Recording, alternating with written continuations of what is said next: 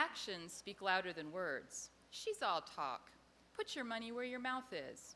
These expressions reflect our preference for action over talk, as if the two were mutually exclusive.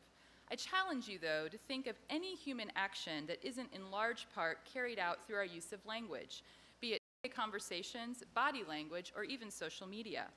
Words are used for more than exchanging information. Words are vehicles for action.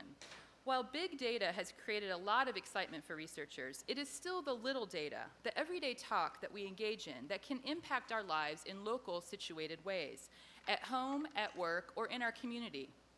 The words we choose can frame issues in a particular way. Do we, for example, frame our stance on abortion as pro-choice or pro-life? Government spending as entitlement programs or our social safety net? Healthcare reform as Obamacare or the Affordable Care Act? Different words carry different connotations. Word choice matters.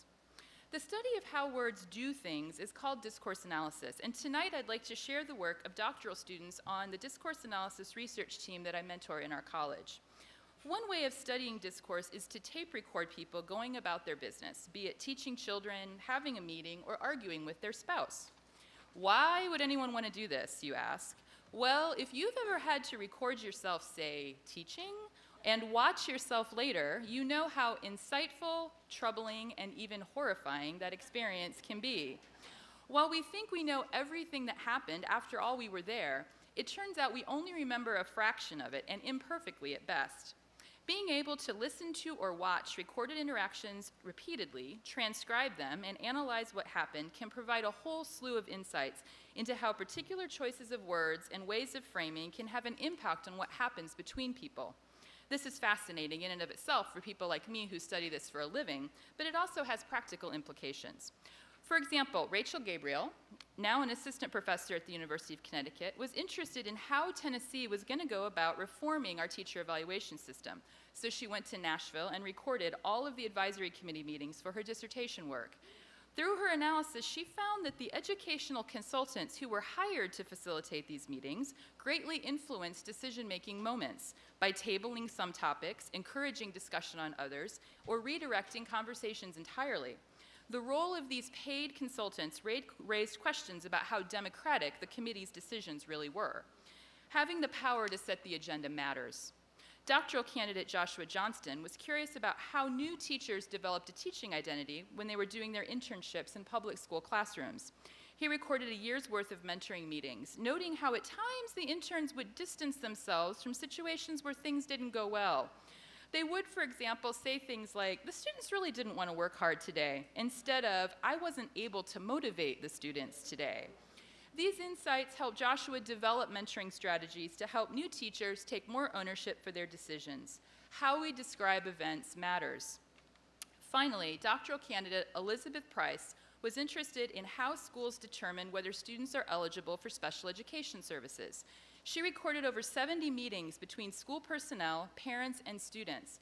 And she noticed that when a long turn of talk ended with, "If you don't have any questions, you can just sign and date here," surprisingly, parents and students rarely asked questions. However, when parents were asked open-ended questions throughout the meeting, such as, "What are your concerns about your daughter's education?" they asked more questions. A question asked at a critical juncture could change the entire course of the conversation. How we ask questions matters. These days, we engage in a good bit of everyday talk online. It's crucial to pay attention to this online talk if we really want to understand today's human experience. Conversations on blogs, virtual worlds, and on social media are creating new social realities worth exploring. This online talk, too, can be understood by listening between the lines and analyzing what has been called the persistent text of our online interactions. For example, unlike face-to-face classes, classes that take place in the virtual world's second life are automatically recorded and thus can be analyzed to help us see what learning looks like in these environments. Such is the topic of doctoral candidate Doug Canfield's dissertation. Mary Alice Varga, now an assistant professor at the University of West Georgia, has been analyzing conversations in online grief support groups. She was interested in whether bereavement counselors should consider these online groups as a resource for their clients. After analyzing a year's worth of messages, it turns out that sharing stories of loss, rather than advice on how to cope, had an important function in these groups. It is through stories that the newly bereaved demonstrate their grief, and it is by sharing their own stories in return that the community members encouraged continued participation in that group. Storytelling matters. And finally, the topic everyone in Tennessee is talking about in October, online and offline, yes, you got it, football. Tracy Yates did a pilot study on female professional football fans at a sports bar, where she noted the incredible amount of work required by women to establish themselves as legitimate NFL fans. Tracy is now looking closely at how female fans use insider jargon, inclusive pronouns, and other ways of talking to establish their identity as legitimate fans on an NFL fan website. While many people believe that on the internet no one knows you're a dog, as the famous New Yorker cartoon once said, research is showing this isn't quite true. It is through our everyday talk, then, that we get things done. Hopefully, these examples have illustrated that how we say things often impacts how well they get done. Understanding the importance of everyday talk can help committees function more effectively, teachers and students work more productively, and service providers successfully meet the needs of their clients. Armchair discourse analysis can be great fun, though usually irritating to those who you are analyzing, but I encourage you to give it a try. Notice how questions are asked and what kinds of responses follow. Notice how actions are justified and whether those justifications are accepted. Above all, notice how things could have been said differently and perhaps with better results. Thank you.